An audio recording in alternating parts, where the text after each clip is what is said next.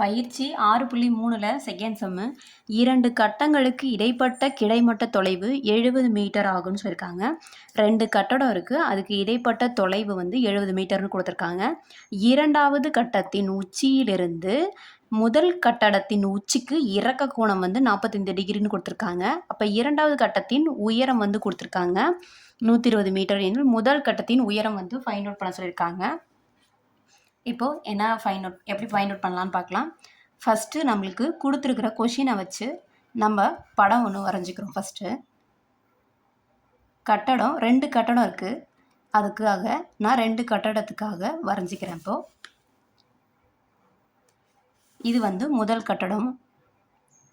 முதல் கட்டடம் நான் வந்து செவ்வகம் மாதிரி வரைகிறேன். ஏன்னா நம்மளுக்கு முதல் கட்டம் இரண்டாம் கட்டணம் தெரியணும் தனித்தனியாங்கிறதுக்காக இந்த மாதிரி வடிவில் வரைகிறேன். அதாவது டேர்னுனா 90 டிகிரி, அப்போது அது வந்து செங்கோண முக்கோணமாக இருக்கணும். அதுக்காக நான் வந்து இதை வந்து செங்கோண முக்கோணமாக வரைஞ்சிக்கிறேன். இப்போது இது வந்து முதல் கட்டம், இது வந்து இரண்டாவது கட்டம். இப்போ முதல் கட்டம் 2 கட்டங்களுக்கு இடைப்பட்ட தொலைவு வந்து எவ்வளோ கொடுத்துருக்காங்கன்னா 70 மீட்டர் கொடுத்துருக்காங்க. இதோட தொலைவு 2 கட்டடங்களுக்கும். அப்போ ரெண்டுமே 70 மீட்டர்னு வருது. அடுத்தது இரண்டாவது கட்டத்தின் உச்சியிலிருந்து முதல் கட்டத்தின் உச்சிக்கு உள்ள இறக்க கோணம் வந்து 45 டிகிரின்னு கொடுத்துருக்காங்க. இந்த உச்சியிலையும் அதே மாதிரி 45 டிகிரின்னு கொடுத்துருக்காங்க. அப்போ அதுக்கு நேராக நம்ம இறக்க கோணம்னா அதுக்கு நேராக ஒரு லைன் வரணும். இப்போ இதோட இறக்க கோணம் எவ்வளோ வந்திருக்கு 45 டிகிரி. உச்சியிலேருந்து கீழே இருக்கிற கட்டடத்துக்கும் ஆனால் இறக்க கோணம் 45 டிகிரின்னு சொல்லியிருக்காங்க. இப்போ இரண்டாவது கட்டத்தின் உயரம் வந்து 120 மீட்டர் கொடுத்துருக்காங்க. அப்போ இதிலேருந்து இது வரைக்கும் மொத்தமாக எவ்வளோ கொடுத்துருக்காங்கன்னா 120 மீட்டர் சொல்லி கொடுத்துருக்காங்க. இப்போ இதை வந்து 120 மீட்டர்னு எடுத்துணும் உயரம். இப்போ முதல் கட்டத்தின் உயரம் கேட்டிருக்காங்க. இதை வந்து தெரியாது, இதை எக்ஸ்ன்னு வச்சுக்கிறோம். இப்போ இது எக்ஸ்னா செவ்வகத்தில் அதுக்கு எதிர் பக்கங்கள் சமமாக, அதனால் இது எக்ஸ்னா இதுவும் எக்ஸ், இது 70 மீட்டர்னா இதுவும் 70 மீட்டர். இப்போது இந்த ஃபுல்லாக 120ன்னு சொல்லி மீட்டர் கொடுத்துருக்காங்க. அப்போ இது பாதி என்ன வரும்னா 120 மைனஸ் எக்ஸு. இதிலேருந்து இதை மொத்தமாக இருக்கிறதுலேருந்து ஒரு பகுதியை கழிச்சா தான் இன்னொரு பகுதியை கண்டுபிடிக்க முடியும். அதனால் 120 மைனஸ் எக்ஸு. இப்போது இதுக்கு பேர் கொடுத்துக்கலாம். இதை வந்து ஏன்னும் பி சி டி ஈன்னு பேர் கொடுத்தாச்சு. இப்போ நம்ம கொடுத்துருக்கிறத வச்சு எல்லாத்தையும் படம் வச்சு எழுதிட்டோம். இப்போ ஃபஸ்ட்டு நம்ம என்ன பண்ணியிருக்கோமோ அதை எடுத்து எழுதிக்கலாம். இப்போ முதல் கட்டடத்தின் உயரம் வந்து நம்ம எக்ஸ்ன்னு எடுத்துருக்குறோம், அதை எடுத்து எழுதிக்கலாம். முதல் கட்டடத்தின் உயரம் ஈக்குவல் டு எக்ஸு மீட்டர்னு எடுத்திருந்தோம், அதை எடுத்து எழுதிக்கலாம்.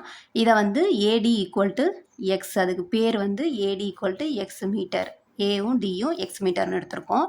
அதே மாதிரி அடுத்தது இரண்டாவது கட்டத்தின் உயரம், இரண்டாவது கட்டடத்தின் உயரம் பிஇ எவ்வளோ முக்கியம், ஃபுல்லாகவே நம்மளுக்கு 120 மீட்ரு பிஇ. இதில் வந்து சிஇ எவ்வளோ கொடுத்துருக்கோம் 120 மைனஸ் எக்ஸு. அதிலேருந்து சிடி வந்து 70 மீட்ரு தொலைவும் எடுத்து எழுதியாச்சு. என்னென்னா படத்தில் குறிச்சிருக்கோமோ அதை எடுத்து இப்போ எழுதிட்டோம். இப்போது நம்மளுக்கு முதல் கட்டடத்தின் உயரத்தை தான் கேட்டிருக்காங்க. அப்போ இதோடைய உயரம் தான் நம்மளுக்கு தேவை.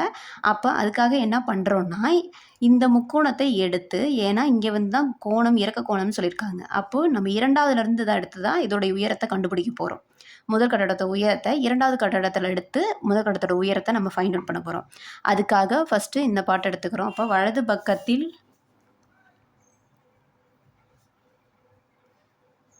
வலது பக்கம் முக்கோணம் எதை எடுத்துக்கிறோன்னா சிடிஇ எடுத்துக்கிறோம். வலது பக்கம் முக்கோணம் சிடிஇயின் இறக்க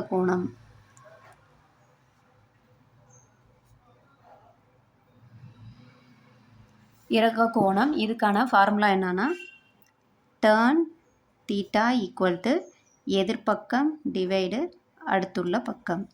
இப்போ டேர்னு இங்கே வந்து எத்தனை டிகிரி இறக்க கோணத்தில் இருக்குது, நம்மளுக்கு 45 டிகிரியில் இருக்குது. இப்போ 45 டிகிரி எதிர்பக்கம்னா என்ன வரும் படத்தில்?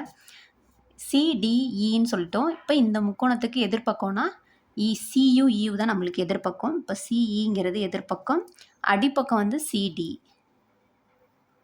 அப்போது டேர்ன் 45 டிகிரினா அதோடைய வேல்யூ என்னன்னு தெரியணும்.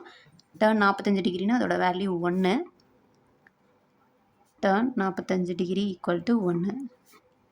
இப்போ சிஇக்கானது என்ன எடுத்து வச்சுருக்கோம்? 120 மைனஸ் எக்ஸு டிவைடு சிடிக்கு வந்து 70 மீட்ரு.